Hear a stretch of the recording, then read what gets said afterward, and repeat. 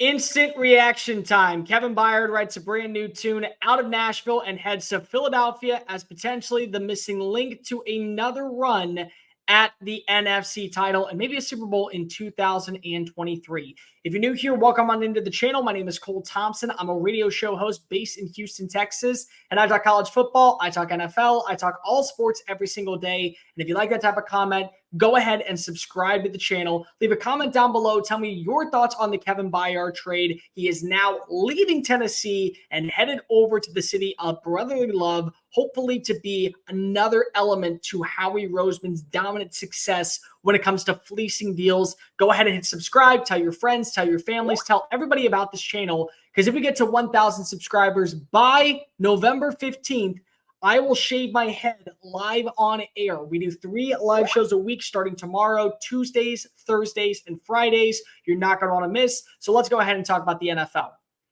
2 things can be true in the same sentence, and that's exactly what you're getting with this deal to Philadelphia.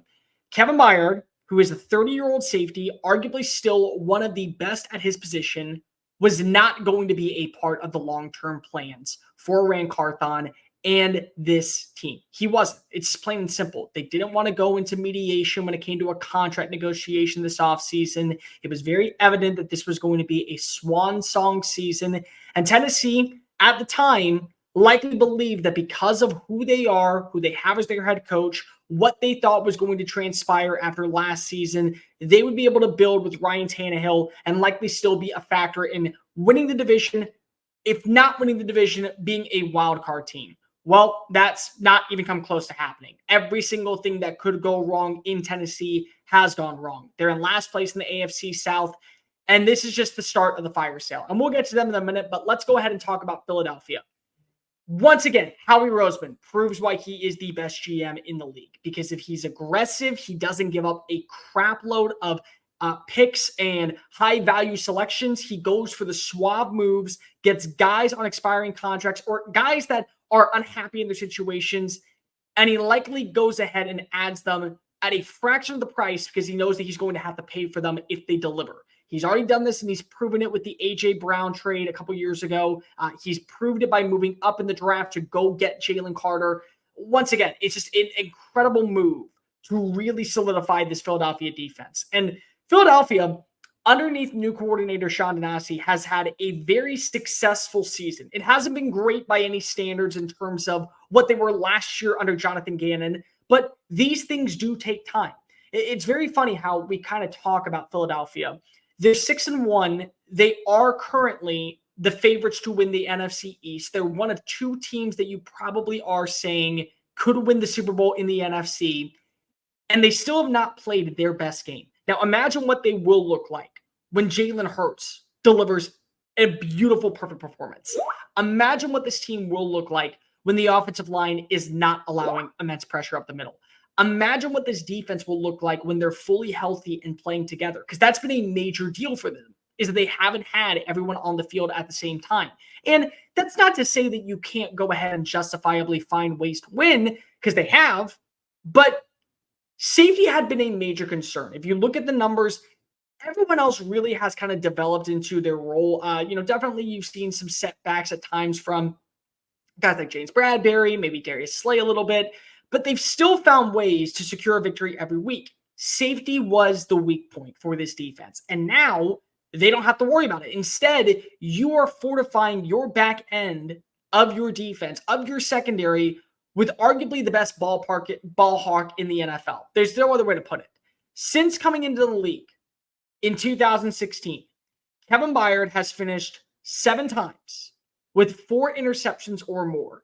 He's also finished with double-digit pass deflections on 2 occasions. He averages roughly about 6 pass breakups per year, sometimes about 7.5. We're really looking at the numbers.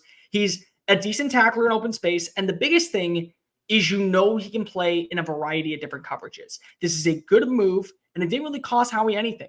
Terrell Edmonds, a 4th-round pick, and a 5th-round pick. All that's being shipped over to Tennessee for you to go ahead and justifiably add in that missing element to a unit that isn't weak by any standard. It's just not at the same level as it was last year. And again, this is Howie doing Howie things. Look at what he did when he went and added in CJ Gardner-Johnson. Gardner-Johnson was on an expiring contract. He was no longer viewed as part of the solution in New Orleans. He goes out. That becomes a massive upgrade. That ends up being a difference maker. That ends up helping the team win the NFC East and the NFC title in general.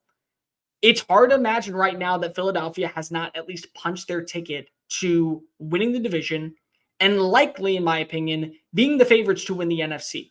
Now, anything can change in an instant. You still have one of the best defenses headlined by guys like Nick Bosa and Eric Armstead and Fred Warner in San Francisco.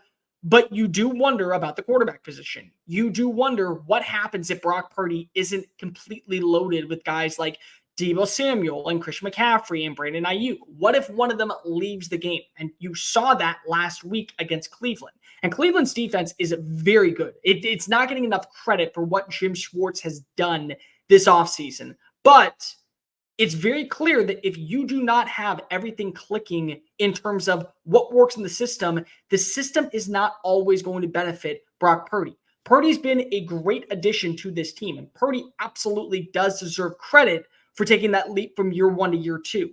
But if you are missing something, is that going to be missing you out on the Super Bowl once again?